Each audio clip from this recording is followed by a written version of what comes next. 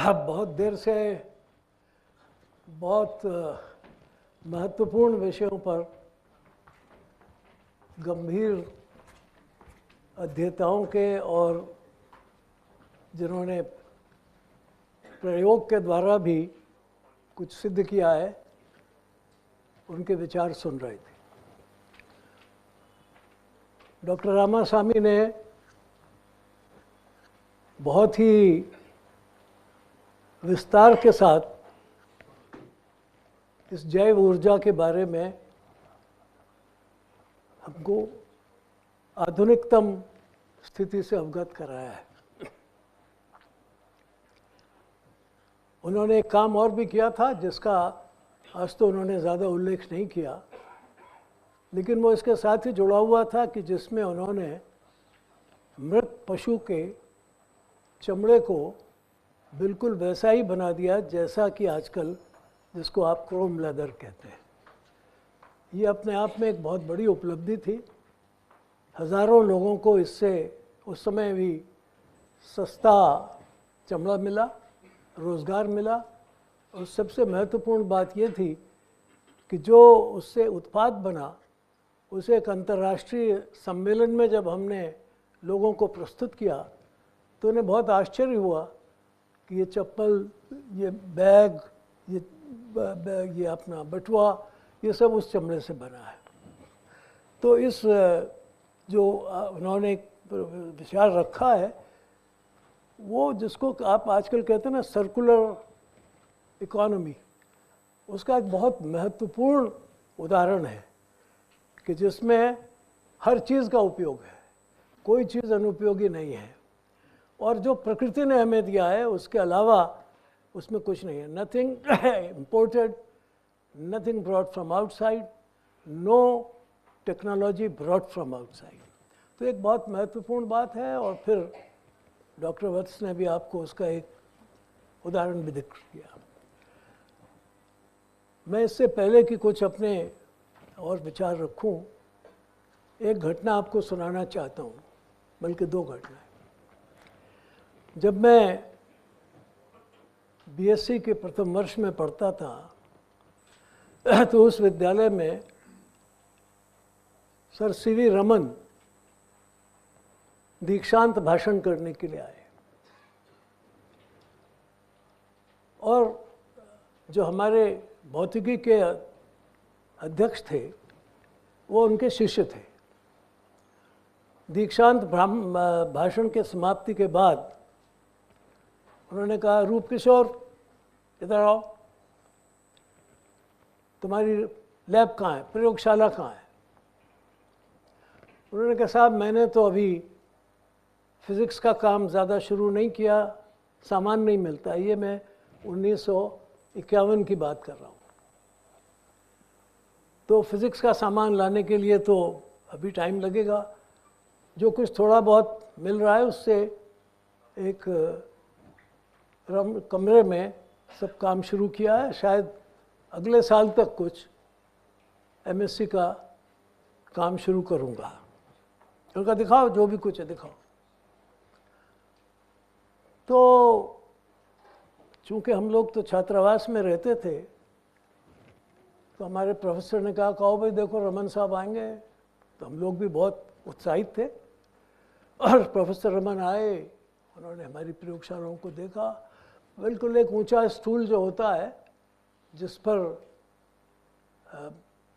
प्रयोगशाला में प्रयोग किए जाते हैं, कुछ टीचर भी बैठ जाते हैं, उस पर आके बैठ गए और पूछने लगे लड़कों से, ये कहाँ से आया इंस्ट्रूमेंट, इस पर क्या लिखा हुआ है, किस कंपनी से आया है, ये एक्सपेरिमेंट कैसे कर रहे हो, ये न्यूटन का नाम पर सुना है, वगैरह वगैरह। और एक 20-25 मिनट 30 मिनट उन्होंने उस प्रयोगशाला में व्यतीत किए। और चलते समय उन्होंने एक बात कही, देखो भैया ये सब सामान आपने देखा है, ये भारत में नहीं बनता है, भारत में बाहर से आया है। तो इसलिए उन्होंने कहा, boys remember one thing, when you import something, you not only import something but you also import ignorance. And not only importance, but you also import incompetence. You show that you are incompetent. You show that you are ignorance. ये एक बहुत बड़ी बात उन्होंने उस समय हमारे सामने रखी कि देखो, आपके देश में अगर सारी चीज़ इंपोर्ट हो रही है तो केवल सामान ही नहीं आता है, बल्कि आपकी इम्पोर्टेंस भी साबित हो रही है कि आपको कुछ नहीं आता है, आप बेवकूफ़ हैं, तो आप कुछ नहीं कर पाएंगे। इसके बाद जब हम इलाहाबाद में पहुँचे तो हमारे जो उस समय तो प्रोफेसर थे, प्रोफेसर कृष्णन, वो जा रहे थे दिल्ली, वहाँ से फिज़िकल लैब के डायरेक्टर बन गए थे, और उनके पहले प्रोफेसर मेघनाथ शाह थे। उनकी प्रयोगशाला हमने देखी, जिसमें हमने पहली बार देखा तो जिस यंत्र में उन्होंने बहुत बड़ा काम किया था, शायद एस्ट्रोफिज़िक्स में, उससे बड़ा काम हुआ ही नहीं, क्योंकि बिना उसके आप तारामंडल से अपना कोई संबंध नहीं स्थापित कर सकते थे। तो वो भी देखा, कुछ बाहर से नहीं बना था। जितना सामान बाहर से बनाना बहुत आवश्यक था, जो बन ही नहीं सकता था, वो थोड़ा सा उन्होंने बनाया था, बना दिया। तो उसको भी देख के लगा कि ये तो वाकई जो प्रोफेसर रमन ने कहा था उसमें बहुत वज़न है, ये काम हो सकता है, क्योंकि शाह साहब को तो जिसको कहते हैं एस्ट्रोफिज़िक्स का जनक कहा जाता है, उसका पिता कहा जाता है। फिर जब हम एमएससी फाइनल कर रहे थे, कर चुके थे, रिसर्च में थे, तो हमें भाभा साहब से मुलाकात हुई। बाबा साहब आते थे विश्वविद्यालय में, उनका एक भाषण हुआ,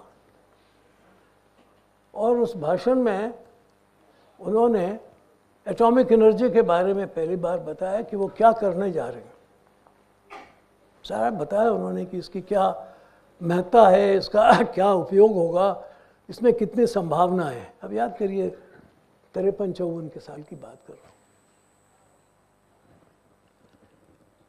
तो मैंने उनसे ऐसे ही पूछ लिया, मैंने कहा डॉक्टर भाभा ये बताइए, क्या इतने सारे उपयोग के बाद हमारे गांव को बिजली मिल सकेगी?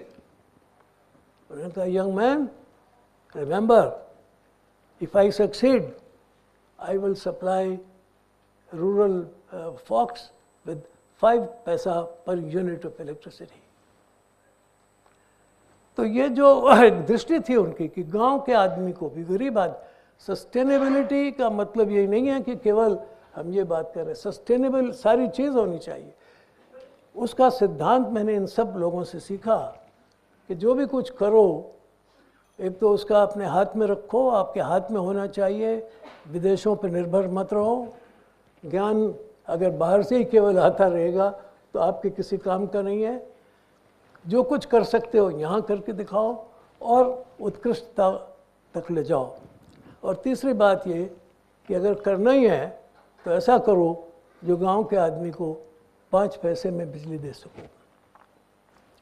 तो ये एक आपके सामने मैंने परिदृश्य रखा, और उसका एक छोटा सा मैं आपको उदाहरण देना चाहता हूँ, जो कि अभी आपने जो हम देखते हैं दुनिया में क्या हो रहा है, इस आज के लिए घटनाक्रम के संदर्भ में मैं एक आपके सामने नक्शा रखता हूँ।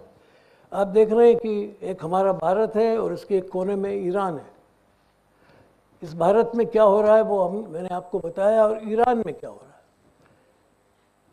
इसको आप देखेंगे। इसकी जो भौगोलिक स्थिति है वो भी आपने देखा, और जो इसका भारत से संबंध है वो भी आपने देखा। और एक समय ऐसा था कि यहाँ से ईरान से लेके और ये मलेशिया तक, इस सारे क्षेत्र में एक भारतीय जो विज्ञान था वो फैला हुआ था। उसका विस्तार तो आज मैं नहीं बताऊंगा, वो फिर कभी होगा। लेकिन आज क्या हो रहा है, ये ईरान ने अपनी कुछ ऊर्जा की स्थितियां पैदा की, वो भी परमाणु ऊर्जा से। और देखिए उसके कितने स्थानों पर उसके केंद्र बने हुए हैं। ये बहुत से स्थानों पर न्यूक्लियर साइट्स हैं, उसके पास यूरेनियम की माइंस हैं और रिसर्च के सेंटर्स हैं, रिएक्टर्स बना रहा था वो। लेकिन ये सारी चीज़ें उसको ऊर्जा में एक तरह से परमाणु की ऊर्जा में, न्यूक्लियर ऊर्जा में आत्मनिर्भर बना रही थी। लेकिन ये बात कुछ लोगों को बर्दाश्त नहीं हुई कि इसको ऐसा नहीं होना चाहिए, ये कैसे बन सकता है ऐसा। क्यों? क्योंकि वो उनकी जिसको जियोपॉलिटिक्स कहते हैं उसके लिए खतरा बन रहा था। तो इसलिए उन्होंने उस पर आक्रमण किए और उस आक्रमण का जो सारा नतीजा है वो आज हम देख रहे हैं। और ये आप देख रहे हैं कि ये लड़ाई ऊर्जा के लिए हो रही है। अगर सच में देखें तो एनर्जी के लिए हो रही है। चाहे ट्रंप ने वेनेजुएला पर हत्या किया हो, चाहे वो कनाडा पे अख्तियार करना चाहते हों, चाहे वो ग्रीनलैंड को कब्जे में लाना चाहते हों, उसके पीछे सारा मुख्य कारण है कि उन्हें ऊर्जा की आवश्यकता है और वो ऊर्जा का ज़्यादा से ज़्यादा संग्रह करना चाहते हैं। और ये नहीं चाहते हैं कि दूसरे लोग उनके सामने कुछ ऊर्जा की दृष्टि से या आगे चलकर देखें तो आर्थिक दृष्टि से आगे बढ़ सकें या उनके मित्रों को भी ये कुछ तकलीफ दे सकें। इसलिए ऊर्जा का बहुत महत्व है इस समय। सारी दुनिया ऊर्जा के लिए परेशान है। एनर्जी एक सारी दुनिया का इस समय मुख्य केंद्र बिंदु बना हुआ है। अब ज़रा भारत को देखें, अगर ऊर्जा की इतनी आवश्यकता है और ऊर्जा इतना महत्वपूर्ण है तो हम देखें कि हमारी हालत क्या है। हमारे पास सबसे ज़्यादा तो कोयला है, फिर आप देख रहे हैं हमारे पास कुछ मात्रा में ये वाटर का है, पानी की ऊर्जा है, फिर सोलर ऊर्जा हमने बना रखी है, कुछ स्मॉल हाइड्रो ऊर्जा है, फिर ऑयल और गैस है, और फिर न्यूक्लियर है, वो बहुत छोटा सा है, और फिर छोटे हाइड्रो पावर्स हैं। तो इसमें आप देख रहे हैं कि बायो पावर एनर्जी तो बहुत कम है और सबसे ज़्यादा कोल है। और उसके अलावा जिसका आप आजकल ज़्यादा उपयोग करना चाहते हैं उसमें विंड एनर्जी बहुत काफ़ी का आप उपयोग करना चाहते हैं, सोलर एनर्जी का उपयोग करना चाहते हैं, और इसलिए आप ऊर्जा की दृष्टि से यहाँ खड़े हुए हैं। लेकिन सबसे ज़रूरी है कि ऊर्जा रिन्यूएबल होनी चाहिए। अगर वो रिन्यूएबल नहीं है और बाहर से लाई जा रही है तो फिर बहुत ही तकलीफ होगी। तो ये मुख्य हमारी आवश्यकता है। और उसको आप देखेंगे कि आजकल इसमें आप सबसे ज़्यादा ये बहुत से स्थानों पर विंड एनर्जी की बात की जाती है और देश में बहुत बड़ी मात्रा में ये विंड एनर्जी का उपयोग भी हो रहा है। लेकिन इस बात को आप देखें, जो एक नक्शा मैंने दिखाया है, इसमें ये विंड ऊर्जा के पास जो फार्म्स हैं उनकी क्या हालत हो गई। उसने आसपास की खेती को भी डिस्ट्रॉय कर दिया है। देख रहे हैं आप, उसके पास जो खेत बने हुए हैं उसकी ग्रीनरी ख़त्म हो रही है। उससे पर्यावरण में बहुत नुकसान हो रहा है कि सारा जो पर्यावरण में जिनको आप छोटे पक्षी, छोटे और छोटे कीटाणु, ये जो लाभकारी होते हैं, आपकी मक्खियाँ, ये सारी चीज़ें नष्ट होती जाती हैं। और उससे सबसे बड़ा नुकसान पर्यावरण को होता है और दूसरा दूर तक ये होता है। तीसरा उसके उत्पादन में, मशीन के उत्पादन में, और उससे उसके जो बाकी अन्य उपकरण हैं उनको बनाने में बहुत ऊर्जा खर्च होती है। इस बात को भी ध्यान रखें कि जितना विंड एनर्जी पैदा करती है उस एनर्जी के संसाधनों को बनाने के लिए ऊर्जा बहुत लगती है। आखिर उसका डायनेमो आप बनाते हैं, उसकी और मशीन्स बनाते हैं, उसके खंभे बनाते हैं, इसमें अपने आप ऊर्जा लगती है। और दूसरे उसकी लाइफ 15-20 साल से अधिक फिर नहीं होती, आपको उसे जंक करके फेंकना पड़ता है। तो उसका तत्काल तो लाभ है लेकिन लंबे समय के लिए लाभ नहीं है। और दूसरा नुकसान ये है, और बहुत से देशों में आप उसका आप देख रहे हैं कि ये हालत क्या हो रही है ऊर्जा के अभाव में। एक नाम्बिया में आप देख रहे हैं कि एक डेजर्ट बन गया बिल्कुल। ये डेजर्ट इसलिए बना है कि वहाँ पानी नहीं है, पानी इसलिए नहीं है, पानी इसलिए नहीं निकाला जा सकता कि ज़मीन के नीचे का पानी नहीं ला जा सकते, आसपास में कोई नदी नहीं है। तो आप देख रहे हैं कि एक डेजर्ट बन गया।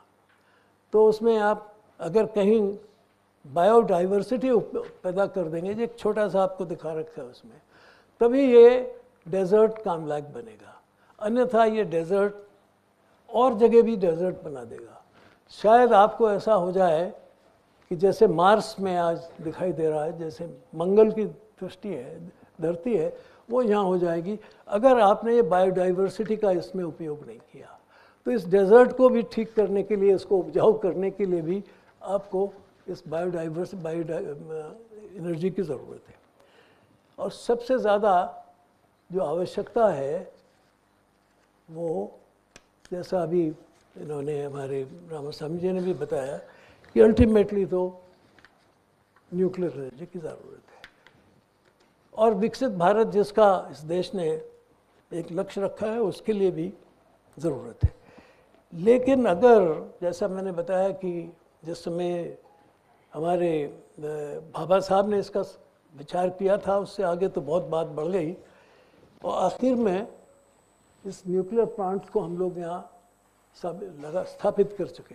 मगर याद रखिए कि इस स्थापना में सबसे ज़्यादा मदद हमको विदेश से मिली है, रूस से मिली है। टेक्नोलॉजी वहाँ से आई है। यूरेनियम हमारे पास है लेकिन बहुत ज़्यादा नहीं है। यूरेनियम हमारा ख़त्म हो जाता है। इसको हम बहुत ये ना समझें कि हमारे पास कोई भंडार है। अगर एक 10 गीगावाट न्यूक्लियर एनर्जी की कैपेसिटी को आप स्थापित करेंगे तो around 10,000 ton of mined uranium की ज़रूरत पड़ेगी, जो सारी दुनिया के 1/3 यूरेनियम के बराबर है। तो हम ये यूरेनियम नहीं ला सकते। और इसलिए हमने बहुत शुरू में कहा था, जब मैं मिनिस्टर था तब से भी, कि ये यूरेनियम हमको तत्काल तो ज़रूरत है, क्योंकि और तो कोई साधन उस समय है नहीं, उसके बिना काम चलेगा नहीं, एनर्जी तो चाहिए। लेकिन हमारा लक्ष्य थोरियम होना चाहिए। दुर्भाग्य की बात यह है कि इस पर हमारे देश में हमने ध्यान नहीं दिया और अक्षय भंडार होते हुए भी यूरेनियम का, इसका थोरियम का, आज हमें दुर्भाग्य के साथ कहना पड़ता है कि इसकी टेक्नोलॉजी में चीन और रूस हमसे आगे हैं और हम उनसे पीछे हैं। ये एक विशेष बात है कि फिर मैं याद दिलाना चाहता हूँ कि जिस बात को प्रोफेसर रमन ने कहा था, वो ये कि अगर आप विदेश से हर चीज़ मंगा रहे हैं तो आप अपनी बेवकूफ़ी साबित कर रहे हैं। मगर यहाँ तो आपके हाथ में सारी चीज़ है लेकिन आप उसका उपयोग नहीं कर रहे हैं, तो मैं कहूँगा आप फिर डबल बेवकूफ़ हैं, साधारण बेवकूफ़ नहीं हैं। तो इसलिए अब हमने इसके बारे में, जिसका आपने विचार किया, बताया कि अभी तो कल्पक्कम में हमने एक बहुत बड़ा प्लांट, बहुत अच्छी अपनी तकनीक से फास्ट ब्रीडिंग प्लांट किया है। वो शायद अपने तरीके का एक इंडिजिनस टेक्नोलॉजी का है। इतना समाधान हमको ज़रूर रखना चाहिए कि उसका कंट्रोल हमारे पास है, उसका यूरेनियम भी हमारे पास है, उसको चलाने वाले लोग भी हमारे पास हैं, उसके टेक्नोलॉजिस्ट भी हमारे पास हैं। तो इसलिए वो जब तक है वो ठीक चलेगा, मगर यूरेनियम उसका बहुत जल्दी ख़त्म हो जाएगा और दुनिया से हमको मिलेगा नहीं, क्योंकि यूरेनियम जहाँ है उस पर अमेरिका की निगाह नष्ट कर देता है। उसको इस बात को ध्यान में रखना चाहिए। अगर हमें बिजली की आवश्यकता है, ऊर्जा की आवश्यकता है और हमने विकसित भारत का लक्ष्य रखा है, तो देखें हम खड़े कहाँ हैं। हम सबसे नीचे पायदान पर खड़े हैं। जो हाथी खड़ा है, हाथी भारत की अर्थव्यवस्था का एक प्रतीक है, the elephant and the dragon जो आप सुनते हैं, हम यहाँ खड़े हैं। तो रिक्वायरमेंट हमें कितनी है? 28,000 टेरावाट्स पर आवर, और हमारी प्रोजेक्ट कितनी है? 6,500 terawatt per hour per year. और जाना कितने पर है? 28,000 पर। ये चढ़ाई चढ़नी है और जहाँ चढ़नी है वहाँ पहले से अमेरिका और चीन अड्डा जमाए बैठे हैं। जब तक हम वहाँ पहुँचेंगे वो कितने आगे चले जाएंगे ये हम नहीं जानते। इसलिए लड़ाई बहुत कठिन, वो बढ़ाई आपकी चढ़ाई बहुत कठिन है, बहुत दूर है, लक्ष्य बहुत विशाल है, और समय कितना है 40-70। इसको ध्यान में रखिए। और आप ज़रा देखिए कि आजकल ऊर्जा का हाल, ऊर्जा की हाल क्या है, दुनिया में ऊर्जा की खपत कैसी हो रही है। ये एक नासा ने फोटोग्राफ लिया है सारी दुनिया का, रात को दुनिया कैसे दिखाई दे रही है। ये सब चमकदारी जो है ये बिजली का खेल है। अब आप ये देख रहे हैं इसमें सबसे ज़्यादा चमकदार अमेरिका है, उसके बाद आप देख रहे हैं फिर यूरोप के देश हैं, और अफ्रीका तो बिल्कुल शांत है, ऑस्ट्रेलिया में भी बहुत कम है, थोड़ा सा साउथ अमेरिका भी आप देख रहे हैं। यहाँ आप देख रहे हैं तो चीन के पास बहुत कुछ है, उसके बाद हिंदुस्तान में भी शुरुआत हुई है, जापान में काफ़ी है, बाकी सेंट्रल में तो बहुत कम है, अरब देशों में बहुत कम है, रूस में कुछ है। लेकिन अगर आपको इस तरफ पर भी जाना है जो जहाँ अमेरिका खड़ा है, तो आपको कितनी ऊर्जा की ज़रूरत हो। अगर हिंदुस्तान को इतना चमकदार बनाना है जितना अमेरिका रात से दिखाई देता है, तो आपको कहाँ जाना पड़ेगा और उसके लिए कितनी आपको ऊर्जा की ज़रूरत पड़ेगी। और ये बाबा साहब ने जो मुझसे कहा था और जो हमसे उन्होंने कहा था वो मैंने आपको दिखा दिया। तो इसका उत्तर केवल थोरियम है, और इसलिए हमें उसकी तरफ जाना चाहिए और स्मॉल मॉड्यूलर रिएक्टर्स को बनाना चाहिए।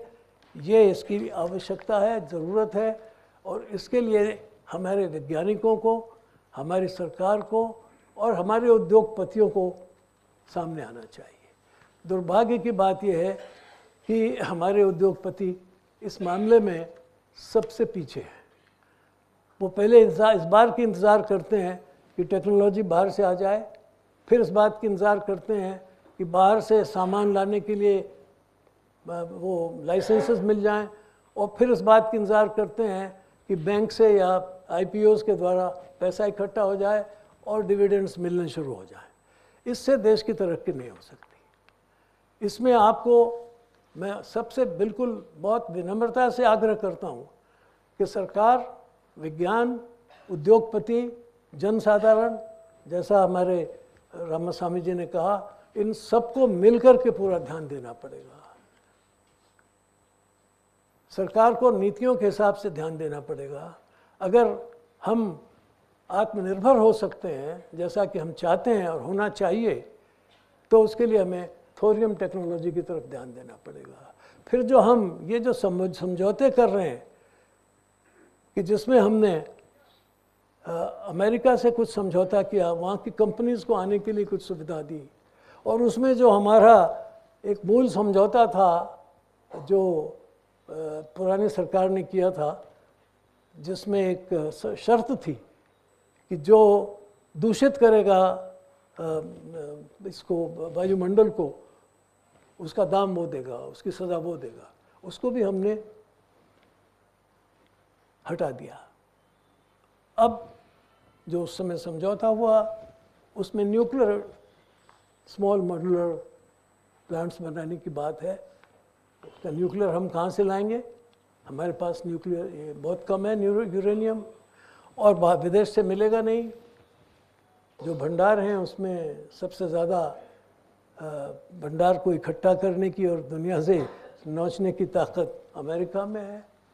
तो आपकी सारी जो एटॉमिक एनर्जी होगी या परमाणु ऊर्जा होगी, वो फिर आप अपनी इग्नोरेंस फिर जाहिर करेंगे, अपनी मूर्खता भी जाहिर करेंगे, और अपनी संपत्ति भी बाहर भेजेंगे।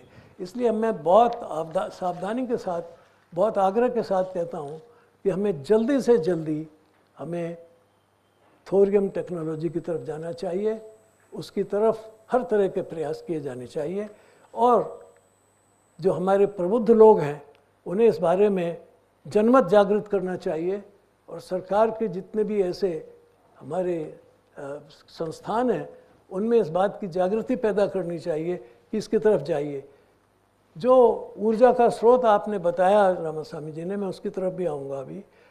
उसकी एक सीमा है, वो एक सीमा है, वो तो आपका बहुत सारा काम कर देगी, बहुत सारा काम कर देगी वो, लेकिन ऊर्जा के इस स्तर पर आने के लिए उसमें बहुत समय लगेगा और उसके बारे में आपको विचार करना पड़ेगा, क्या ऊर्जा की इतनी ज़्यादा आवश्यकता जीवन में रहेगी या न रहे। वो एक दूसरा सवाल है कि जो हमारे साधन है क्या उससे हमारा जीवन सुखी हो सकता है या नहीं हो सकता है, सस्टेनेबल हो सकता है या नहीं हो सकता है, वो एक दूसरा सवाल है जिस पे हमारे बजाज जी जैसे लोग अक्सर बात करते रहते हैं और मैं इसको बहुत सालों से उठा रहा हूँ कि अगर ज़िंदा रहना है तो सस्टेनेबल डेवलपमेंट करना होगा, सस्टेनेबल डेवलप नहीं करना होगा, सस्टेनेबल कंजम्पशन करना होगा, अन्यथा इतनी ऊर्जा और उसके लिए इतना साधन आप दुनिया के लिए कैसे इकट्ठा करेंगे, अपने देश का तो सवाल क्या है।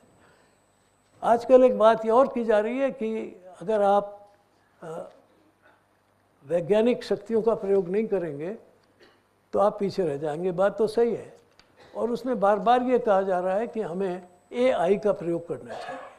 अब ये नई टेक्निक है, इसकी आवश्यकता है, ये काम करती है, इसके बहुत सारे काम हैं। ये एनहेंस्ड एफिशिएंसी दे देती है, डाटा एनालिसिस कर देती है, बेटर डिसीजन मेकिंग कर देती है, प्रोडक्टिविटी बढ़ा देती है, न्यू इनोवेशंस कर सकती है, इम्प्रूव्ड सर्विस दे सकती है। और सबको आजकल शिक्षा के लिए भी कहा जाता है कि लर्निंग के लिए भी इसी से होना चाहिए। और अभी पिछले दिनों एक वैज्ञानिक ने कहा है कि लर्निंग नहीं क्यों, खेती भी की से आसान से होनी चाहिए, AI फॉर एग्रीकल्चर। और उसका एक उदाहरण उन्होंने दिया कि बीज को अगर छांटना है तो AI से जल्दी से छांटिए। अब मैंने उनसे कहा कि हज़ारों साल से हमारा किसान बहुत से बढ़िया बीज छांट लेता है और खूब काम कर लेता है, उसके लिए क्या AI की ज़रूरत है? बोले नहीं, बहुत जल्दी हो जाएगा। मैंने कहा ये तो सच है। और उन्होंने कहा देखो दुनिया बहुत आगे जा रही है। मैंने कहा ये भी सच है।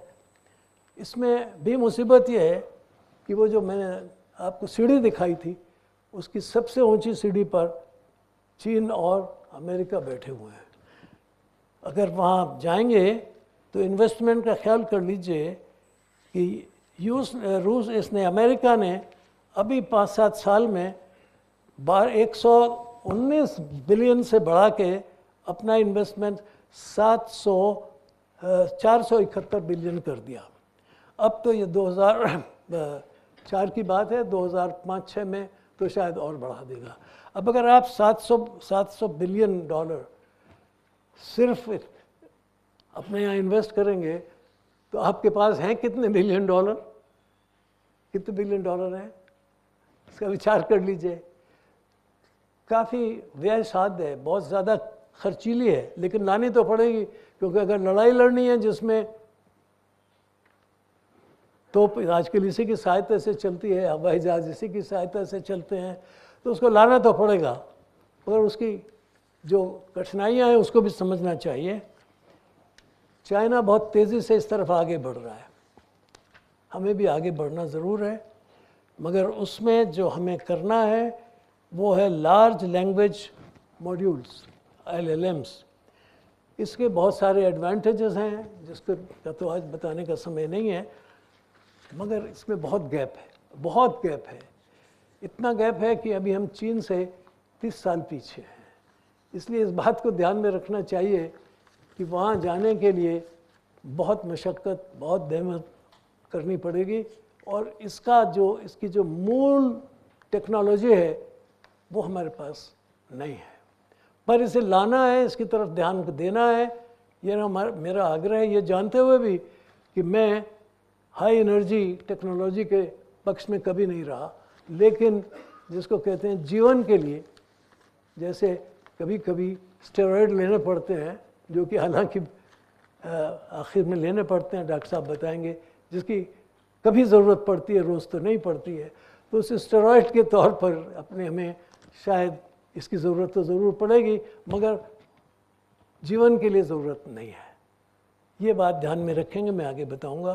क्योंकि जॉफ्री हिल्टन ने, जिसने इसको ईजाद किया था सबसे पहले, उसने कहा कि ये शायद ह्यूमैनिटी के लिए कैटास्ट्रॉफी ना हो जाए।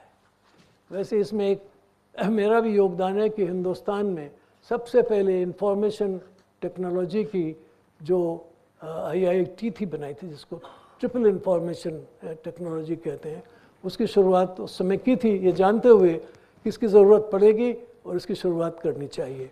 मगर वो उसके बाद बहुत धीमी पड़ गई बात, और वो जैसे बायोफ्यूल में हम पीछे रह गए, ऐसे ही इस IIT में भी हम पीछे रह गए, AI में पीछे रह गए। खैर उसको तो पूरा करना मुश्किल है, लेकिन इसमें सबसे बड़ी बात यह है कि इसको लेना भी है तो ज़रा ध्यान दीजिए कि इसका सबसे बड़ा ख़राब असर पड़ता है एनवायरनमेंट, क्योंकि इसको चलाने के लिए बहुत बड़ी ऊर्जा की आवश्यकता पड़ती है, सिखाने के लिए ट्रेनिंग की ज़रूरत पड़ती है, और ये हमारे लिए मुश्किल होगी। जो इसका काम है डाटा सेंटर्स को इकट्ठा करने के लिए, उसको देखिए, उसमें 4 से 6 billion cubic metre of water की ज़रूरत पड़ेगी 2027 तक। आप किस साल में है? 2026 में। ये बिलियन पानी की ज़रूरत पड़ेगी आपको। आपके पानी की हालत क्या है? घबराइए नहीं, आप दुनिया में सबसे ज़्यादा वाटर स्ट्रेस्ड कंट्री है। You are the most water stressed country. आपका भूजल बहुत ख़राब हो गया है, ख़त्म हो गया है। बहुतों का ख्याल है कि ज़मीन से निकाल लेंगे, पर ज़मीन में पानी नहीं है। बहुत से आपको गाँवों में अगर आप जाएंगे तो उनके यहाँ नल भी है, कल भी है, मगर जल नहीं है, क्योंकि जल ट्यूबवेल से आता है और ट्यूबवेल में जल नीचे से आता है और नीचे जल नहीं है। और यदि वो जल आप और लेंगे तो फ्लोराइसिस, और आजकल तो उससे क्रोमियम भी पहुंच रहा है, कैंसर भी पहुंच रहा है। ये वो उसका जो विज्ञान है वो एक बहुत ख़तरनाक विज्ञान है। उस पर तो मैंने बहुत रिपोर्ट्स भी दी थी सरकार को, लेकिन हम ध्यान नहीं दे रहे हैं। उसको खर्च करना ज़रूरी है, तो कहाँ से जल लाएंगे? और इस साल तो मानसून पता नहीं कितना होगा कितना नहीं होगा, ये भी नहीं जानते हैं। ग्लेशियर्स किस तरह से पिघल रहे हैं, उसका भी थोड़ा सा ध्यान दूंगा। ये सारी समस्याएं पैदा हो रही हैं इस ऊर्जा के कारण से। वो चाहे आपका डेवलपमेंट, जिसको आप सस्टेनेबल डेवलपमेंट कहते हैं, चाहे आप जिसको आप ये नया AI का डेवलपमेंट कहते हैं, ये सब एनर्जी कंज्यूमर है, एनर्जी कंज्यूमिंग है। और मैं इसीलिए इनका बहुत धन्यवाद करता हूँ प्रोफेसर रामास्वामी का, कि उन्होंने हमें एक अल्टरनेटिव ऐसा भी विषय बताया है कि जिस पर अगर ध्यान दिया, या वैसे और जैसी टेक्नोलॉजी पर ध्यान दिया, उससे हम बहुत सारे काम पूरे कर सकते हैं। और जो ऊर्जा हाई एनर्जी है उसका उपयोग बहुत दूसरे कामों में कर सकते हैं, और साधारण कामों के लिए हम उसका उपयोग कर सकते हैं। जो साधारण जीवन है उसको हम इससे काफ़ी अच्छा बना सकते हैं, और जो हाई टेक्नोलॉजी है उसके लिए आप उस ऊर्जा को उपयोग कर सकते हैं। तो एक मिक्स्ड बैग ऑफ एनर्जी चाहिए, इसकी तरफ ध्यान देने की ज़रूरत है। अब ज़रा इस पर ध्यान दीजिए, जो आप टिप टिप करते हैं ना अपने लैपटॉप के ऊपर, उसमें क्या हो रहा है? 1 GPT इज़ 4 प्रॉम्प्ट्स। इसमें एक प्रॉम्प्ट में 0.0005 किलोवाट की एनर्जी खर्च होती है, जो 20 सेकंड्स, जैसे आप जितनी देर में एक बल्ब चलाते हैं उतनी एनर्जी होती है जब आप एक प्रॉम्प्ट करते हैं। तो ऐसा नहीं आपने टप लगा दिया, आपको तो लगा कुछ हुआ ही नहीं, उंगली दबा दी, ऐसा नहीं है, उतनी एनर्जी खर्च होती है। और अगर 1 बिलियन प्रॉम्प्ट हो, एक ईमान, तो 500,000 किलोवाट एक दिन में खर्च होंगे। 500,000 किलोवाट,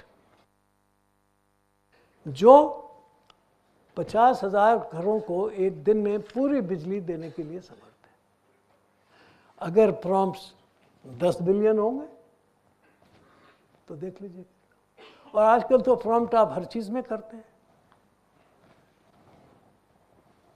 घर बैठे फ्रिज खोलना, ये दबा लो, AC ऑन करना, ये दबा लो, दूसरे कमरे से अपने सेक्रेटरी को बुलाना, ये दबा लो।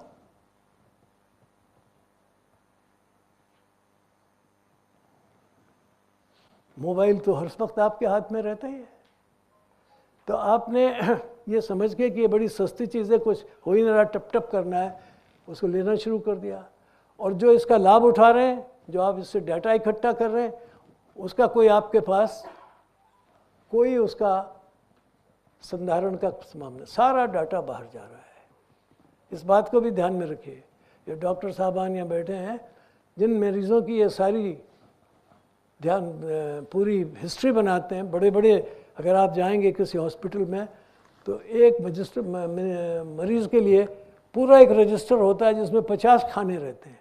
उस 50 खाने में 50 किस्म के डेटा रहते हैं, और ये सब डेटा उस अस्पताल के काम में बहुत कम आते हैं, पर वहाँ चले जाते हैं जहाँ उनका स्रोत है, जो एनर्जी, जो सर्वर्स है जहाँ, और वहाँ से वो उन मल्टीनेशनल कंपनीज को जो दवाइयाँ बनाते हैं उनको ट्रांसफ़र हो जाते हैं। आपको जितनी बीमारियाँ हैं उसका जितना ज्ञान आपका उस समय का डॉक्टर करता है, उससे ज़्यादा ज्ञान वहाँ एकदम चला जाता है। अगर हिंदुस्तान में 50 लाख आदमियों को एक तरह की बीमारी हुई तो खट से वो कंपनियाँ उसकी दवाई के लिए हिसाब करना शुरू कर देती हैं, और फिर हमारे डॉक्टर कहते हैं अभी नई दवाई आ गई है, इसका इंतज़ाम करिए, और फिर हमारे बिल बनते हैं, और फिर उससे एक आयुष्मान बनता है, फिर उससे एक आपको क्या बनता है, लाइफ कंपनियों के द्वारा बिना बीमा दिया जाता है। तो आपके साथ क्या खेल होता है उसको भी ज़रा समझ कर चलिए। ये इस टेक्नोलॉजी के क्या नतीजे हैं, कहाँ जा रहे हैं, उसको ज़रा ध्यान से दीजिए। करना तो ज़रूर है, क्योंकि दुनिया में ज़िंदा रहना है। एक बात और बताना चाहता हूँ, इसलिए कि वो आप लोग समझें, प्रबुद्ध लोग हैं सब। ये जो खेल हो रहा है, जिसको हम आजकल कंप्यूटर टेक्नोलॉजी कहते हैं, ये एआई कहते हैं, उस खेल का विज्ञान क्या है? ये एक पीरियोडिक टेबल बनी हुई है।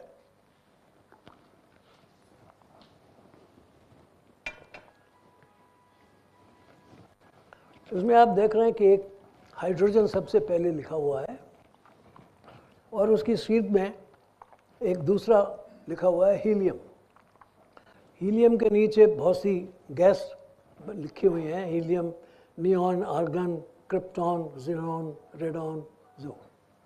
ये सब इनर्ट गैसेस हैं, ये किसी से मिक्स नहीं होती हैं, ये इनर्ट गैसेस हैं। इधर केवल एक हाइड्रोजन है जो जीवन के लिए बहुत महत्वपूर्ण है, बहुत मिक्सिंग है, एकदम ऑक्सीजन से मिले तो फिर जल जाती है।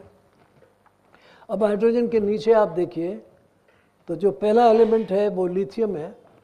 लिथियम के नीचे सोडियम, पोटेशियम, रुबिडियम आगे हैं। सोडियम और पोटेशियम तो जीवन के लिए बहुत आवश्यक हैं, बिना उसके काम चलता नहीं है। लिथियम की ज़रूरत आपको बहुत ज़्यादा, आजकल जो बैटरीज बन रही हैं जिसके वो उसको आपको ज़्यादातर विदेश से मंगाना पड़ता है, लेकिन वो शरीर के लिए तो लाभकारी नहीं है, मगर इंडस्ट्री के लिए लाभकारी है। इसके बगल में है बेरिलियम, उसके नीचे है मैग्नीशियम, कैल्शियम, स्ट्रॉन्शियम, बेरियम। इसमें मैग्नीशियम, कैल्शियम, इसकी ज़रूरत तो काफ़ी पड़ती है शरीर के लिए, और स्ट्रॉन्शियम की भी कभी कभी पड़ जाती है। बेरियम तो बेरियम मील आप लेते हैं, डॉक्टर साहब को कोई बात देते हैं। रेडॉन ये रेडियम एक्टिव। तो इसमें से जो आपने देखे कि जो सारे एलिमेंट्स हैं ये सीधे सीधे जीवन को नहीं देते हैं, लाइफ के लिए यूज़फुल तो हैं, पर they are not life producing. मगर अगर आप इस लिथियम के सीध में चले जाएं अब हॉरिजॉन्टली इधर, तो पहला आपको मिलेगा बेरियम। बेरियम के बगल में मिलेगा कार्बन, कार्बन के बगल में नाइट्रोजन, नाइट्रोजन के बगल में ऑक्सीजन, ऑक्सीजन के बगल में फ्लोरीन। फ्लोरीन भी ये सब नीचे गैस हैं, और ये और कामों के लिए तो काम में आती हैं, लेकिन लाइफ को नहीं देती हैं। हाँ, सोडियम क्लोरीन मिल के नमक बन जाए वो बात अलग है, लेकिन क्लोरीन अगर होती है तो बहुत मुश्किल हो जाती है। आप घोड़े की जो पेशाब होती है उसमें जो मिलती है उसको आप खड़े नहीं हो सकते वहाँ, दैट इज़ क्लोरीन। लेकिन कार्बन, नाइट्रोजन और ऑक्सीजन ये जीवन के लिए परम आवश्यक है। Hydrogen, carbon, nitrogen, oxygen, boron बहुत कम, शायद ही कभी। अब आप ज़रा यहाँ सोडियम मैग्नीशियम के सीधे आ जाइए तो एल्युमिनियम है। तो एल्युमिनियम तो ज़्यादातर उसको लोग मनाही करेंगे, और उसका तो अगर शरीर में आ जाए एल्युमिनियम फॉस्फेट आ जाए तो फिर तो बहुत कुछ तकलीफ़ें होने लग जाती हैं। तो उसको तो लोग अवॉइड ही करेंगे। आजकल तो कहने लगे हैं कि वो जो एल्युमिनियम के बर्तन आते हैं उनको भी अवॉइड ही कीजिए वगैरह वगैरह। तो वो भी लाइफ गिविंग नहीं है। फिर है सिलिकॉन। सिलिकॉन क्या है? पत्थर। सिलिकॉन क्या है? रेत। सिलिकॉन क्या है? ये आप जिसको कहते हैं आपका ये घरों में जो आप लगाते हैं पत्थर, वो है। फिर आप आ जाइए फास्फोरस, वो भी शरीर के काम आता है पर बहुत कम।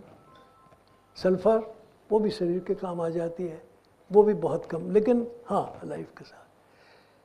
फिर वो क्लोरीन वगैरह तो है।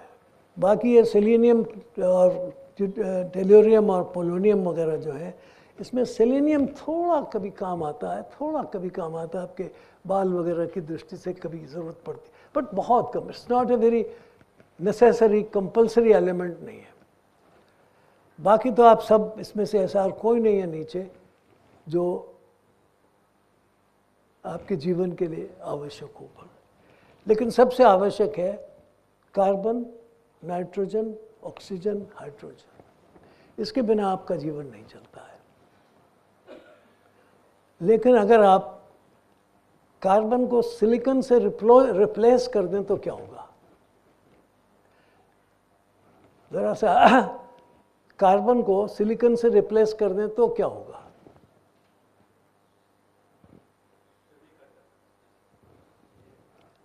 देखिए, एक शब्द आप प्रयोग करते ना कि ये ऑर्गेनिक है, ये इनऑर्गेनिक है। खेती में भी आजकल आप कहते हैं कि ये ऑर्गेनिक है, ये इनऑर्गेनिक है। जिसमें कार्बन होता है उसको कहा जाता है ये ऑर्गेनिक है, जिसमें कार्बन नहीं होता उसको कहा जाता है इनऑर्गेनिक। तो अगर आप कार्बन को किसी और चीज़ से रिप्लेस करते हैं तो वो इनऑर्गेनिक बन जाता है, यानी वो जीवन रहित हो जाता है। जीवन के लिए कार्बन ज़रूरी है, और अगर जीवन और कार्बन नहीं है तो दैट इज़ इनऑर्गेनिक। तो अगर आप कार्बन को सिलिकॉन से रिप्लेस कर देंगे तो क्या वो जीवन रहेगा कि नहीं होगा? ये बता। ऑर्गेनिक तो नहीं होगा ना, है ना? ये बात सब सहमत हैं इस बात को, ज़रा अच्छी तरह समझ लीजिए। So long you are a living being, you are composed of carbon and oxygen and nitrogen and some other things. अगर इसमें आप कार्बन रिप्लेस कर देंगे तो आप फिर लिविंग बीइंग की श्रेणी में नहीं रहेंगे। ये तो पक्का है ना, इसमें तो सब सहमत है। अगर आप कार्बन को सिलिकॉन से रिप्लेस कर देंगे तो आप इनऑर्गेनिक हो जाएंगे, यही है ना? आप सिलिकॉन चिप काहे से बना रहे हैं? सिलिकॉन चिप, जिसका silicon valley, what is the silicon chip? ये तो सिलिकॉन एलिमेंट है ना, सिलिकॉन का, उसका नाम ही सिलिकॉन है। व्हाट इज दिस AI और कंप्यूटर? That is silicon. अब आप उस सिलिकॉन से बनी हुई चीज से काम कर रहे हैं, यही है ना? क्या हो रहा है? वो आप कह रहे हैं कि हमको नॉलेज दे रहा है। AI भी नॉलेज है ना, बच्चों को भी पढ़ा रही। आप आजकल तो कंप्यूटर से टाइप कर रहे हैं और वो कहता है कि अच्छा आपको इसका जवाब चाहिए, वो जवाब भी दे देता है। तो कहते देखो काम तो हो ही रहा है। लेकिन ये तो बात आप ध्यान के रखिए कि वो कार्बन नहीं कर रहा है काम, वो सिलिकॉन कर रहा है, और वो इनऑर्गेनिक है, वो ऑर्गेनिक नहीं है। तो एनी कंप्यूटर डिवाइस और any AI device will never be organic. वो कभी भी माइंड को रिप्लेस नहीं कर सकती, ये बुनियादी बात है। It can never never never replace your mind. इस गलत फहमी में तो मत रहिए कि अगर ये आएगी तो हम सारी दुनिया के बादशाह हो जाएंगे। ये नहीं होता है, असंभव है। हाँ, क्या होगा कि आप एक आर्टिफिशियल दुनिया बना सकते हैं, एक ऑर्गेनिक दुनिया के बजाय आप इनऑर्गेनिक दुनिया बना सकते हैं। उसका एक नमूना क्या है कि अभी पिछले दिनों जापान में इस एआई की सहायता से एक रोबो बनाया गया, और वो रोबो बिल्कुल ह्यूमन एक्टिविटी सब तरह से करने लगा, यहाँ तक कि आपको खाना भी देने लगा, दवाई भी देने लगा, ये सब करने लगा। तो कुछ लोगों ने कहा कि इसको नर्सिंग के तौर पर यूज़ करना चाहिए, तो अच्छी नर्स बन गई। अब वो एक सज्जन ने उसको देखा कि ये नर्स बहुत अच्छा काम कर रही है, तो उन्होंने अपनी पत्नी को तलाक दे दिया, उस नर्स को रख लिया। तो would you like to go for such a society? But my use of this society, this AI will ultimately convert, ये सब महिलाएं सब ध्यान दीजिए, you will all be out. Are you ready for that? At least I will not be ready कि मेरी बेटी, मेरी पत्नी, मेरी माँ, उसके बजाय एक रोबो आके मुझे बताए दे, हैं? ये तो नॉट पॉसिबल। लेकिन ख़तरे में रहिए कि you are replacing carbon by silicon, therefore converting a human into a robot and creating a non living society. ये एक बहुत ख़तरनाक बात है। दूसरी बात नॉलेज के बारे में कहता हूँ आपसे। हमारे देश में, हमारी संस्कृति में हमने नॉलेज को एक यूनिफाइड चीज़ माना है। यू कांट डिवाइड यूनिट, क्योंकि हमारी देश की दर्शन में नॉलेज इज, जिसको हम कहते हैं ब्रह्म है, ज्ञानम परम ब्रह्म।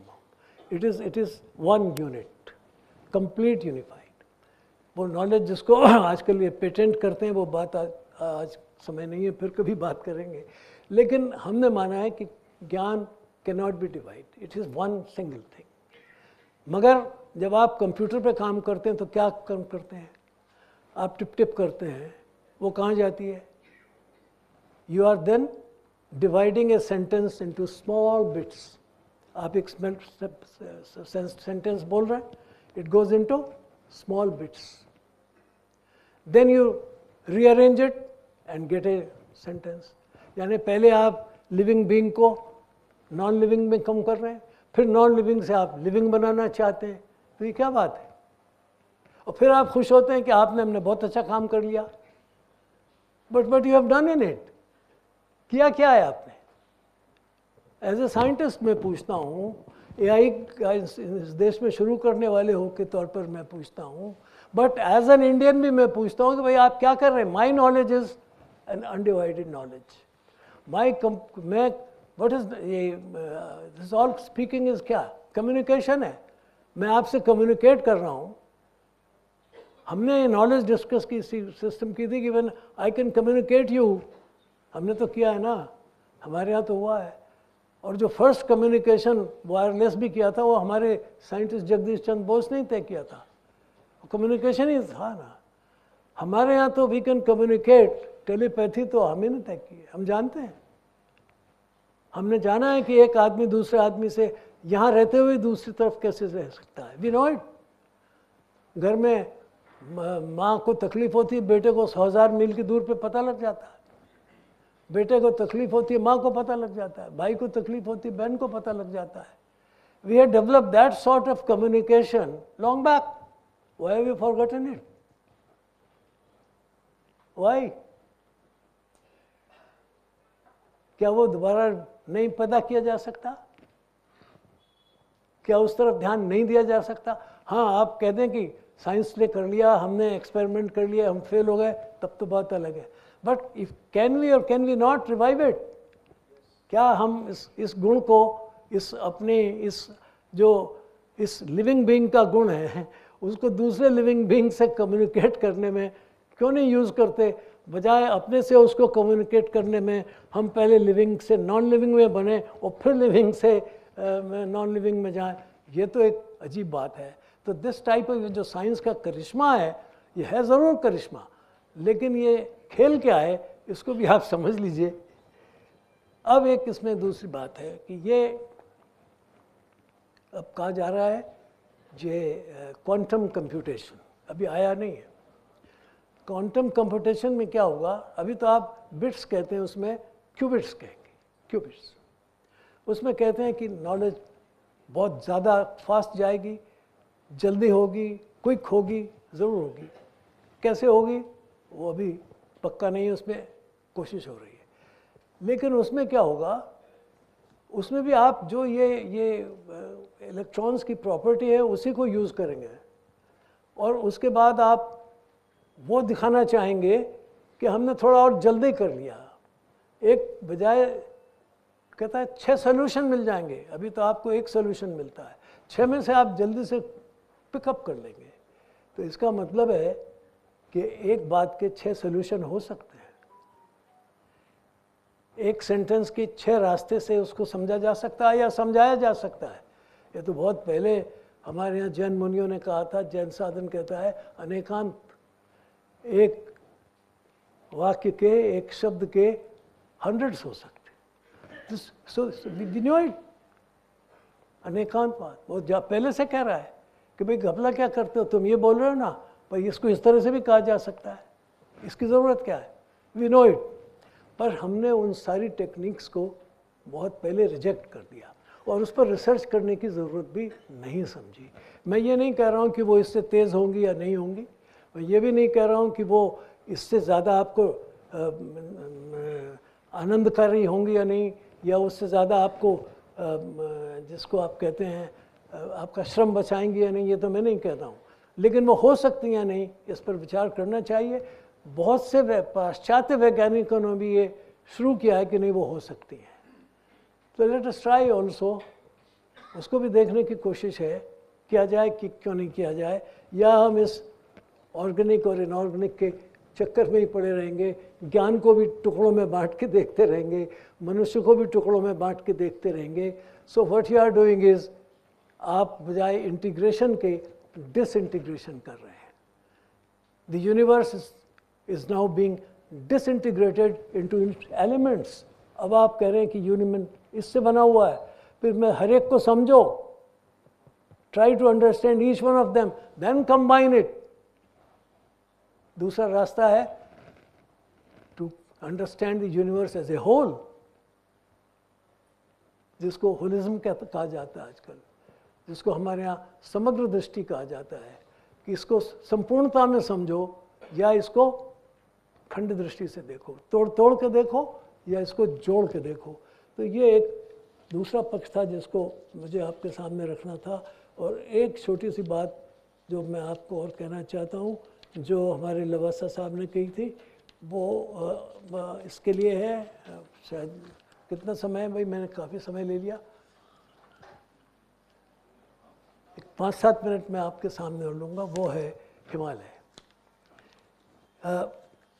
गांधी जी ने कहा था, और आपने बहुत सारे यहाँ वो लिखे हुए भी देख रहे हैं, कि the earth provides enough to satisfy every man's needs but not every man's needs. यहाँ बहुत सारे ये देख रहे हैं लिखे हुए। दुनिया में हर किसी की ज़रूरत के लिए पर्याप्त संसाधन है, लेकिन किसी की राशन के लिए पर्याप्त नहीं है। लेकिन हमारे सिख गुरु कहते हैं, किरट करो, बंड छको, नाम जपो, सब चीज़ ठीक हो जाएगी। आप अपने हाथ से काम करो, भगवान का नाम लो और बांट के खाओ। जो आपके पास है उसे बांट के खाओ। ये नहीं कि पहले खाओ फिर बाद में बांटो, नहीं, पहले बांटो फिर खाओ। फिर दूसरा, ये जैन भाई कहते हैं सद्गुण मध्य मार्ग में होता है। मध्य मार्ग होना चाहिए, एक्सट्रीम नहीं होना चाहिए। और इधर किसी राष्ट्र की प्रगति का मापदंड क्या है? वो ये है, ये जरा आगे छोड़ दो भाई, नेक्स्ट खोल दो, नेक्स्ट लाइफ, नेक्स्ट। कौन चला रहा है? नहीं, इससे पहले जो थे ना, ये हिमालय है तो हमें, नहीं, अच्छा, मैं तो इससे बोल रहा था, फिर तो इससे देखते हैं। ये देखा हुआ है सबसे अधिक अंतिम व्यक्ति की बात। फिर ये हमारे बौद्ध महोदय कहते हैं, चरण भिक्षुए बहुजन हिताय बहुजन सताय, सबके लिए काम, बहुजन हिताय। फिर ये हमारा तमिल का तिरुकुरल कहता है, सदा बांटकर भोजन करने वाले को क्या होता है? क्षुधा नामक तीव्र जब कभी नहीं आता। जो दूसरे को बांटकर खाता है उसे कभी बीमारी नहीं होती। क्षुधा नामक यानी भूख उसको नहीं सताएगी कभी, जो दूसरे को बांटकर खाएगा। तो हमारे यहाँ ये जो एक पूरे सिद्धांत दिए गए हैं, ये एक दृष्टि से आए।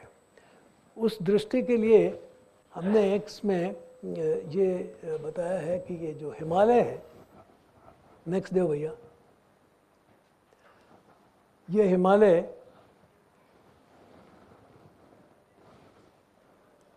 एक तो सारे धर्मों का आश्रय है। इसमें सारे धर्म निवास करते हैं हिमालय में। हिमालय में बद्रीनाथ भी है, केदारनाथ भी है, आपके हेमकुंड साहब भी है, पांवटा साहब भी है। फिर आपके इसमें आ जाइए तो ये आपका वैष्णवी देवी भी है। फिर आप आगे चले जाइए तो हमारे अमरनाथ धाम भी हैं। सिखों के तमाम तीर्थ यहाँ मौजूद हैं। बौद्ध तीर्थ सारे मौजूद हैं। चरार शरीफ भी इसी में मौजूद है। तो आप यहाँ देखेंगे कि बिल्कुल राइट फ्रॉम आपके Arunachal and down up to Kashmir, ये सारे धर्म इसमें मौजूद हैं। थोड़ा आगे चले जाइए तो आपको पारसी धर्म भी मिलेगा, वो भी यहीं से है। जरथुस्त्र यहीं था, अवेस्टा। तो ये सारे धर्म का जो वो है वास ये हिमालय में है। और दूसरी बात ये है कि श्री कृष्ण जी ने गीता में एक बात कही है कि मैं शैला नाम अस्मि हिमालय, जो दुनिया में सबसे बड़े पहाड़ हैं, शैल हैं, उसमें तो मैं हिमालय हूँ, और जो नदियाँ हैं उसमें सबसे बड़ी मैं गंगा हूँ। तो ये हिमालय और गंगा ये तो बॉडी ऑफ लॉर्ड कृष्ण है। भगवान स्वयं कहते हैं कि मैं पर्वत के रूप में हिमालय में हूँ और नदियों के रूप में मैं गंगा में। तो एक तरह से जो हमारी सांस्कृतिक पूरी अवधारणा है वो इस एक में पूरी हो गई है। बहुत दिनों से हम सुनते आए थे वो ये संतरी हमारा, ये पास हिमालय जो पर सबसे ऊंचा, वो संतरी हमारा, वो पासमा हमारा। इकबाल का वो गाना है ना, सारे जहाँ से अच्छा हिंदुस्तान हमारा। ये सुनते चले आए हैं, बहुत से सुन रहे हैं कि ये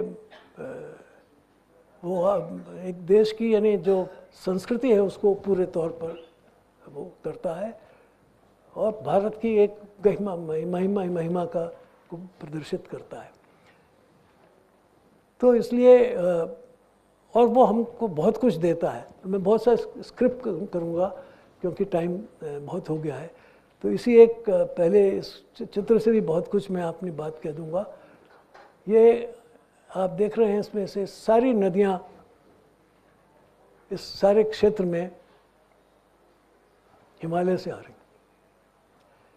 भारत की सारी नदियाँ, पाकिस्तान की सारी नदियाँ, अफ़गानिस्तान की नदियाँ, वो आमू थोड़ा सा ऊपर तक रूस के पास तक भी चली जाती है, तिब्बत, मंगोलिया, उसके बाद नेपाल, फिर चीन की जो दोनों प्रमुख नदियां हैं यांगसी और वांगजो, वो दोनों वहीं हैं।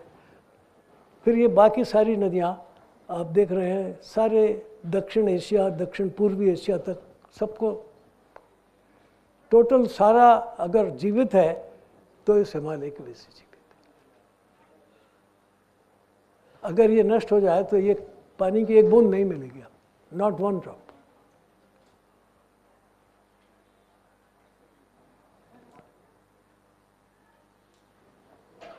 बड़ी सीधी सी बात है, कोई खेती नहीं, कोई कुछ नहीं होगा, नथिंग विल हैपन।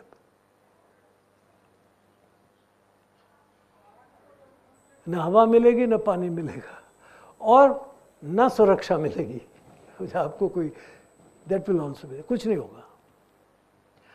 और इस वक्त 40% आपकी जीडीपी हिमालय अकेला पे, वो जो घास फूस जिससे हम बायोडिप भी बनाएंगे वो भी इसी से पैदा होती है, there will be no Himalaya, nothing. तो कोई एनर्जी नहीं मिलेगी, चाहे वो बायो वाली हो चाहे वो दूसरी वाली हो, लाइफ नहीं मिलेगी। अब आप इसको देखिए कि ये तो मैंने बता दिया, आपने हालत क्या कर दी है इसकी। This I will skip quickly, यहाँ से आप आगे चलें तो आप ये हो गई है कि इसको देखिए सिविलाइजेशंस कितनी आई इसमें, नेक्स्ट दो। इसी में आप देखें यांगसी है, इसी में गंगा जी है, इसी में इंडस है, इसी में मीकोंग है, इसी में अफ़गानिस्तान है। आगे चलिए, आपने हालत क्या की है कि इसके ग्लेशियर्स जो हैं वो रिट्रीट कर रहे हैं। स्ट्रीट में आप देखेंगे वो जो एक आपको सबसे सफ़ेद इस कोने में दिखाई दे रहा है, वहाँ तक पहले पानी इसका पिघल कर आता था, वो है 1935। अब इसके पीछे चला जाता है, वो चला गया है 1991 तक, नहीं 2008 तक। यानी अब 2008 में इतना पीछे पानी चला गया है, माने ग्लेशियर्स इतने ज़्यादा पिघल गए हैं कि पानी रिसीड कर गया है। और ये आप देख रहे हैं बगल वाला चिन्ह है, उसमें लोग देख रहे हैं कि कितना ऊंचा और कैसा दिखाई दे रहा है। और जो यूएन जनरल सेक्रेटरी है वो कह रहे हैं, I am here to cry out from the roof top of the world, stop this madness, the glaciers are retreating but we cannot, we must end the fossil fuel age. जिस की बात की जा रही है कि हमें एनर्जी चाहिए, ऊर्जा चाहिए, जिस फॉसिल फ्यूल के लिए ये युद्ध हो रहे हैं ईरान के और सारी अमेरिका के और सब के, वो यूएन जनरल सेक्रेटरी कह रहा है कि please stop this mad race, stop it. क्योंकि ये आप क्यों कह रहा है वो, और ग्लेशियर पे बैठकर क्यों कह रहा है, वो अभी 1 मिनट में मैं आपको बताता हूँ। हालत क्या हो गई है, ये शिमला 1960 में क्या था, ये हमारे बैठे हैं यहाँ वोरा साहब शिमला के रहने वाले हैं, इनको पता है कि शिमला पहले कैसा था और अब शिमला की क्या हालत हो गई है। कहीं पहाड़ दिखाई दे रहा है इसमें, भीड़ भीड़ भीड़ भीड़ भीड़। और उसके नीचे बगल में नैनीताल को आप देखिए, मकान मकान मकान मकान।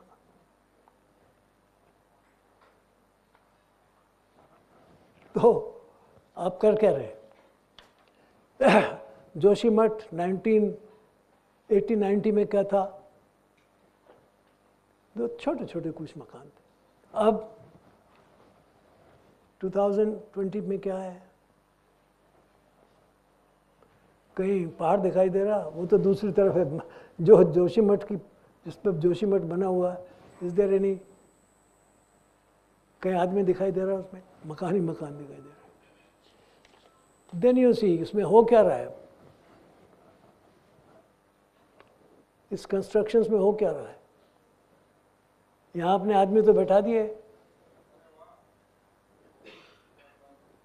ये उसके सारी पुराने ज़माने की जितने भी हमारे पुरानी टेक्नोलॉजीज़ थी उसका इतिहास जानते हैं हमारे प्रोफेसर जोशी। नेपाल में क्या था, यहाँ क्या था और दुनिया में क्या था। अब क्या हो रहा है इसमें देखिए, दिस इज ऑल गॉन। अब दूसरा एक देखिए, कितना सुंदर स्थान है, रमणीक, कितने अच्छे मकान हैं, क्या घाटी है, क्या नदी नीचे जा रही है। अब ज़रा इसकी हालत क्या हो रही है, आपने कुछ एक बना दिया पानी के लिए और बिजली के लिए, एक प्रोजेक्ट बना दिया, वो ऊपर से क्या कर रहा है, वहाँ से सब पहाड़ तोड़ा जा रहा है, सड़कें बनाई जा रही हैं, और वो सारी डिबरी, सारा मलबा नीचे आ रहा है, वो गिरता जा रहा है। और किसे नष्ट कर रहा है? वो जो एक गांव है, उस गांव में क्या है, उसमें तो नहीं बने, उसकी दूसरी तरफ क्या है, वो एक हाट विलेज है जिसमें हाट नारायण का कॉम्प्लेक्स है। उसमें आप देख रहे हैं कि बहुत सारे शिलालेख है, कब का बना हुआ है, कैसे बना हुआ है, ये कब बना है। और इसमें आप देखेंगे कि ये इसकी जो पहला सबसे पहले जो बना था, उसके बाद वो कुछ वो ओरिजिनल तो शायद वो ख़त्म हो गया होगा, लेकिन बाकी साफ दिख रहा है इसमें कि संवत 1697, संवत 1714, तो वो हो गया नवंबर 1640, 1000 साल से ज़्यादा, इतना पुराना है। और जिन्होंने दिया है उन्होंने शिलालेख वगैरह सब लिखा हुआ उसमें। ये आर्कियोलॉजिकली प्रोटेक्टेड साइट है, मगर आप जो डेवलप कर रहे हैं उसमें क्या कर रहे हैं, जो भी मैंने आपको दिखाया पहले, ये पिछला वाला दिखाओ भाई, ये कर रहे हैं आप। ये साइड में जो है वो मूर्तियां उसके अंदर जो लगी हुई हैं वो भी दिखाई गई है, तो दिखाओ भगवान बेटे। ये ऐसा डेवलपमेंट क्या उचित है?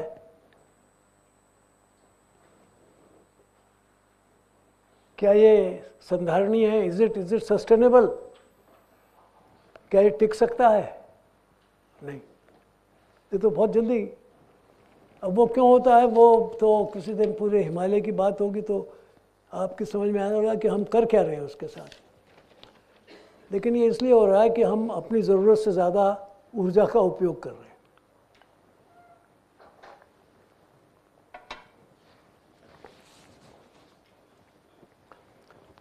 एक प्लेनेट है 1.0, आप कितना खा गए? 1.75, 1.7, तो जितना है आप उससे ज़्यादा खा गए ना। Your bank is, your personal account is 1, but you are using more than that, you are using 1.7, तो उधार लेना पड़ेगा ना, कर्जा लेना पड़ेगा ना। This is what you are doing.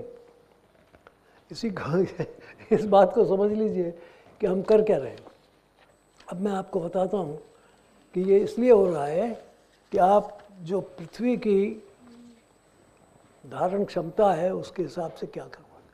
क्योंकि एक बात तो समझ लीजिए कि आप एक प्लेनेट पर 2 प्लेनेट का काम नहीं कर सकते।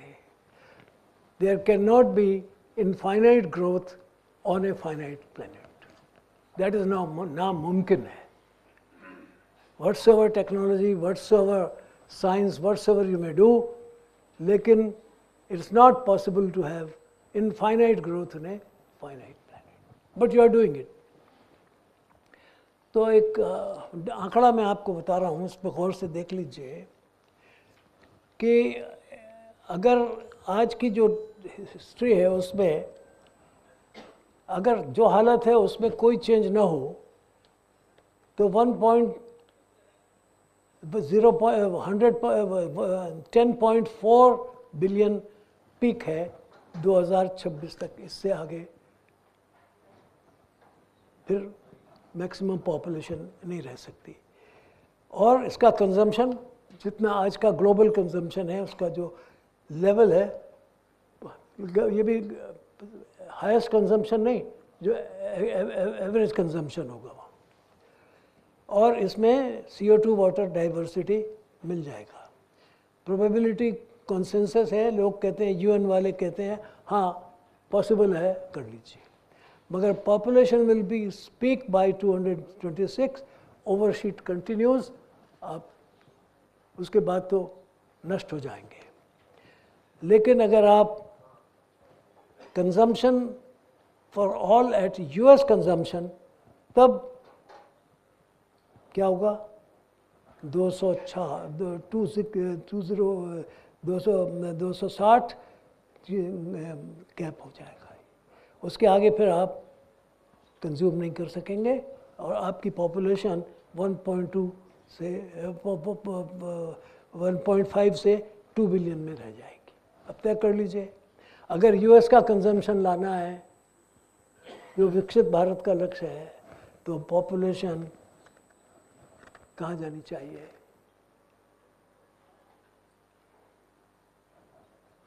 बर्दाश्त कर लेंगे? कौन साहब त्यागी जी शुरू कर दें? विनोद जी,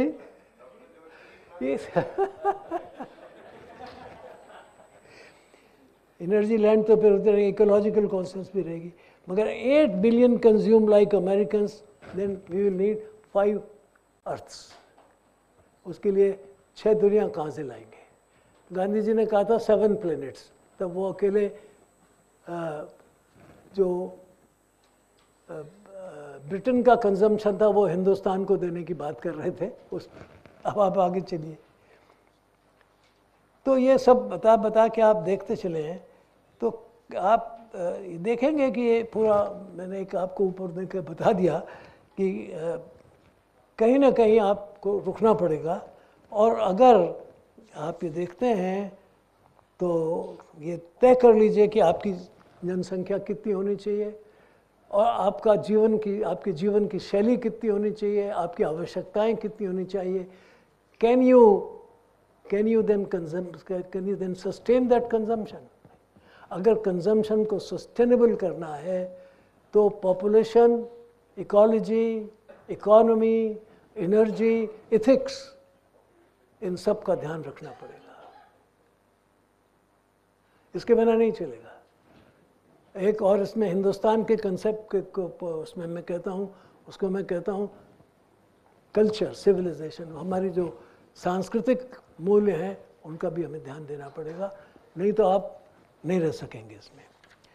तो जो इस हालत में देखें तो करीब 2.5 से 3 बिलियन अगर आपकी पॉपुलेशन होगी तो उस हिसाब से हिंदुस्तान की पॉपुलेशन कितनी होनी चाहिए इसका ध्यान कर लीजिए।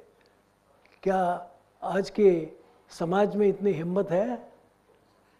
क्या हम अपनी जनसंख्या को सीमित करें और अपनी आवश्यकताओं को इस हद तक ला सकते हैं कि यहाँ तक पहुँच जाए? नहीं।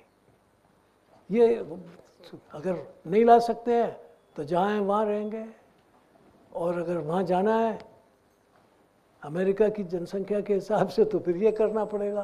तो इन बातों पर आप विचार कर लीजिए। और इसलिए हमने ये कहा है कि the earth can sustainable 8 to 20 billion people by 2050, but only with a few renewable energy transitions, 50% reduction in fuel-based, radical dietary shifts, and a circular economy at current trajectories. The sufficiently suitable limit is close to 3 to 4 billions.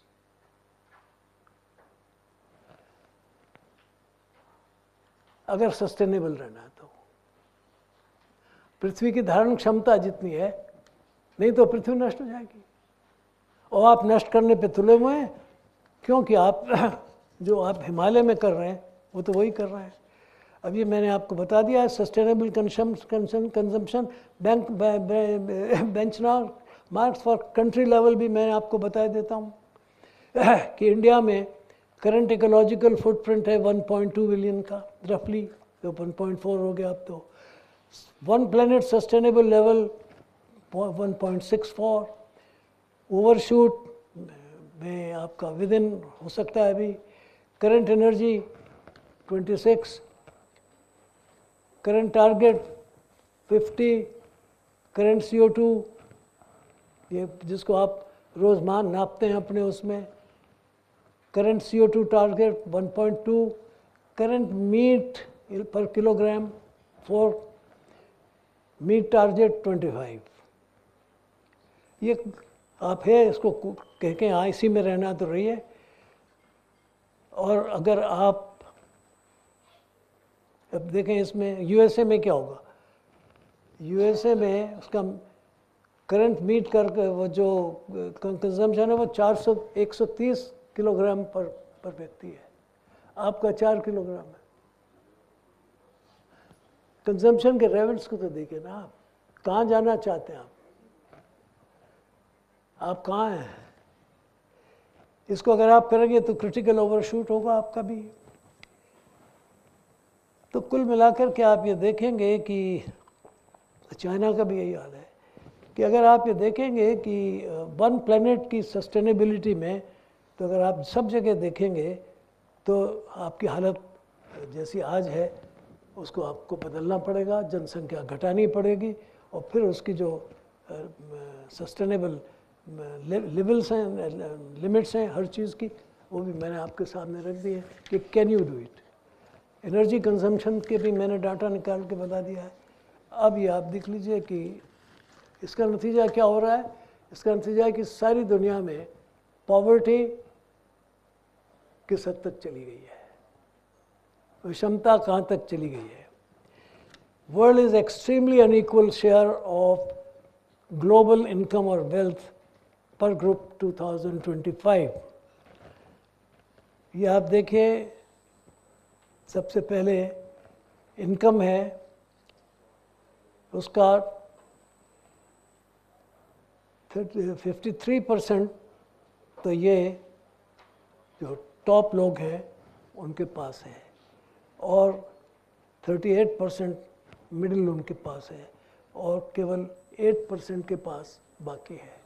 लेकिन अगर आप उनकी वो देखें wealth, तो wealth में देखें जो टॉप वाले हैं उनके पास तो 75% है और जो बीच वाले हैं उन पर 23% है और जो सबसे नीचे हैं उन पर 2%।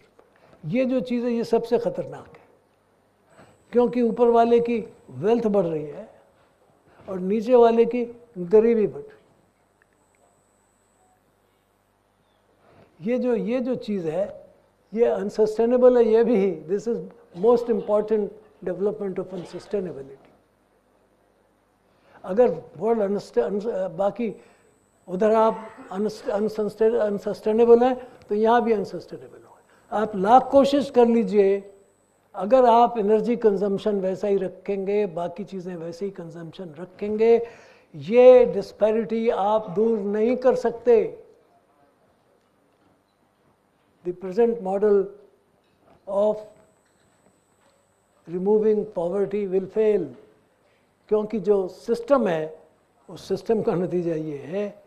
और अगर आप देखेंगे कि इसका दूसरी तरफ मैंने बता भी दिया कि ये इसलिए हो रहा है कि जो गरीब जो अमीर दोष है वो सबसे ज़्यादा ऊर्जा का उपयोग कर रहे हैं, सबसे ज़्यादा इमिशंस पैदा कर रहे हैं, सबसे ज़्यादा वही प्रदूषण पैदा कर रहे हैं। और इसका नतीजा ये भी है कि आप देखेंगे कि सस्टेनेबिलिटी और ये इनकम्स की हालत में क्या है। ब्राज़ील में आप देखिए कि धनी आदमियों की और गरीब आदमियों के बीच में कितना अंतर है। तो देखिए इधर दिख रहा होगा शायद, वो नीचे है इसमें, जो ऊपर से नीचे बिल्कुल ऐसा अंतर है कि देखेगा ही नहीं। उसके बाद कनाडा में क्या है कि कुछ दिनों तक वो अंतर बराबर रहा, ठीक रहा, फिर वो भी बढ़ने लगा। क्यों? उसने भी अपना कंजम्पशन बढ़ाना शुरू कर दिया, उसने भी डेवलपमेंट का वही रास्ता लेना शुरू कर दिया, यहाँ हो गया। चाइना में आप देखिए कितनी विषमता बढ़ रही है, विषमता बढ़ रही है। ब्राज़ील का दिखाया मैंने आपको, कनाडा दिखाया, चाइना का दिखाया। अब डेनमार्क को आप देखिए, ये कुछ है, ये बिल्कुल ठीक चल रहे थे, ये भी बढ़ने शुरू हो गए। हंगरी को आप देखिए, ये भी पहले बिल्कुल ठीक थे लेकिन फिर ये भी अभी तो बराबर चल रहे हैं। भारत को देखिए, ये कहाँ से कहाँ पहुँच रहे हैं। हमारी विषमता कितनी ज़्यादा बढ़ रही है 2000 पर। तो अगर आप एनर्जी कंजम्पशन बढ़ाते जाएंगे तो उसके नतीजे क्या हो रहे हैं, प्रोडक्शन सिस्टम में एनर्जी ज़्यादा बढ़ेगी, उसके नतीजे क्या हो रहे हैं कि जिनके पास एनर्जी ज़्यादा है, जिनके पास पैसा ज़्यादा है, वो सारी दुनिया को एक बाज़ार के तौर पर प्रयोग कर रहे हैं। और इसलिए